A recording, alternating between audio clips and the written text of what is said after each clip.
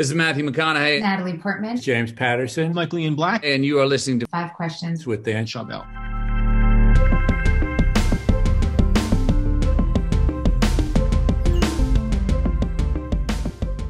Welcome to 5 Questions, Malcolm. Thank you. I'm delighted to be on. Even though you never set out to become a writer, what life experiences made you pursue this career path? I just found that I always follow the path, not the path of least resistance, but the path of most fun. And I kind of stumbled into writing and found it was so sort of incredibly pleasurable and effortlessly fun. And I found that I looked forward waking up every morning to go to work. And so I thought, well, why would I ever do anything else then? That seems to me I've solved the problem. Yeah, that's how I feel as well. Like I'm excited to, write and podcast and conduct research studies every day. So I can't keep doing that as long as it, makes money. A lot of writers never make any money. So then they have to maybe turn that into a hobby and do something else. And it's pretty complex in terms of, what's working and what's not and what's paying you and what's not and having that type of balance. Why were you so captivated by the story of the Bomber Mafia, and how do you decide what topics and stories to tell? I went to Tokyo a year and a half ago and stumbled across this little museum in East Tokyo, which is a private museum in what looks like a dentist's office, which is the only museum dedicated to the firebombing of Tokyo by the US Air Force in March of 1945. And I just was so moved and upset and blown away and all kinds of things that I thought that I wanted to sort of tell the story behind that. There was one night in March of 1945 when the US Air Force essentially burns a big chunk of Tokyo to the ground. 100,000 people die. And I just began digging into the history, and I told a little piece of the story in my podcast, Revisionist History. But then I realized when I was finished that I hadn't even scratched the surface, and that there was a much richer story to tell. And that's how I ended up with decision to write the book.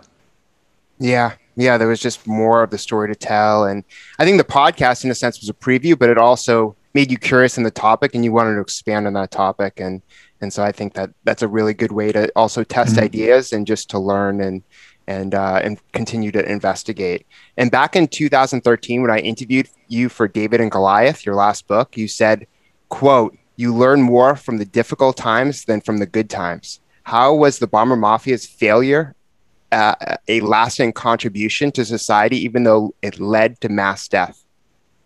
Yeah, so the Bomber Mafia are a group of airmen, pilots in the 1930s, stationed at Maxwell Air Force Base in Alabama, who are trying to reform war.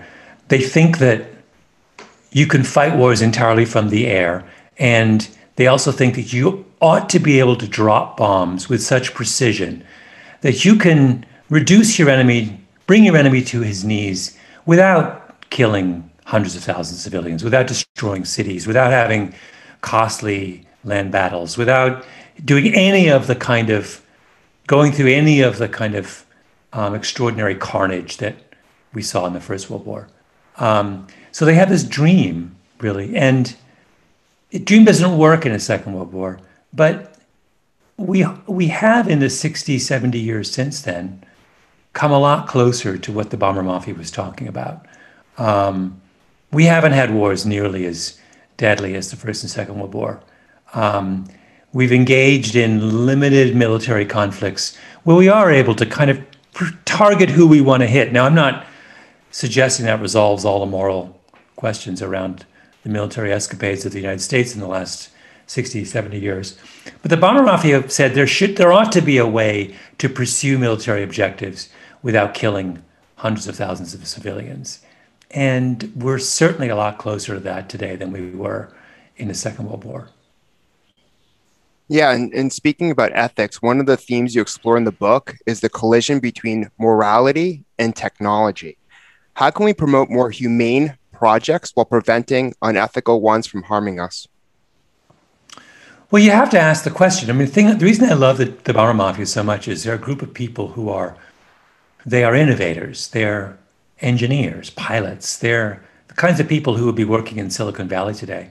So they have that strong belief in technology, but at the same time, they have a very strong moral grounding.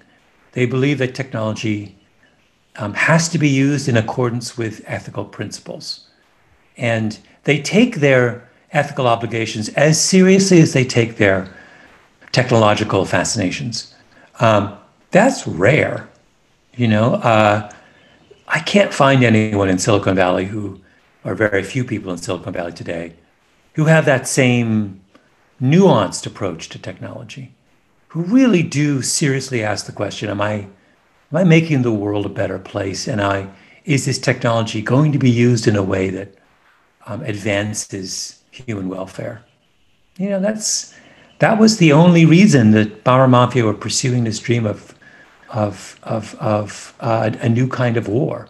It wasn't because they thought it was cool or they were going to make money. It was because they thought it would save lives. And so that's the lesson of the book, that we need people in those positions to have that perspective.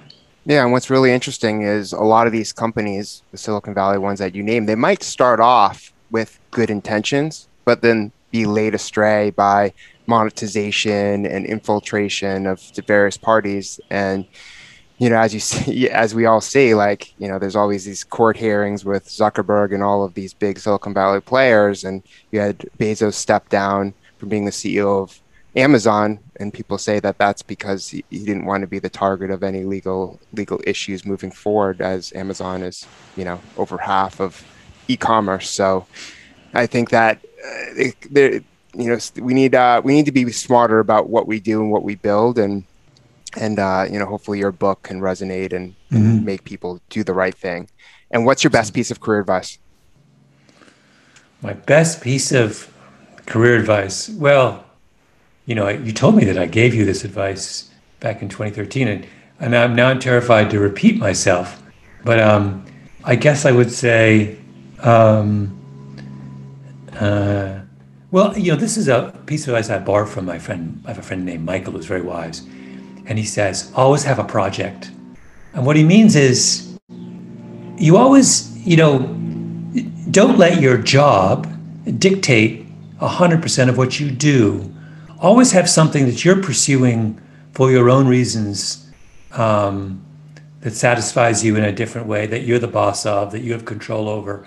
And if your job doesn't allow for that, then you need to go off and do something on the side, right? That was such incredibly. He points out that, you know, in his own career, for example, he's had a very successful life, that his projects are the ones that got him promoted and led to the next big opportunity, not the jobs he was assigned.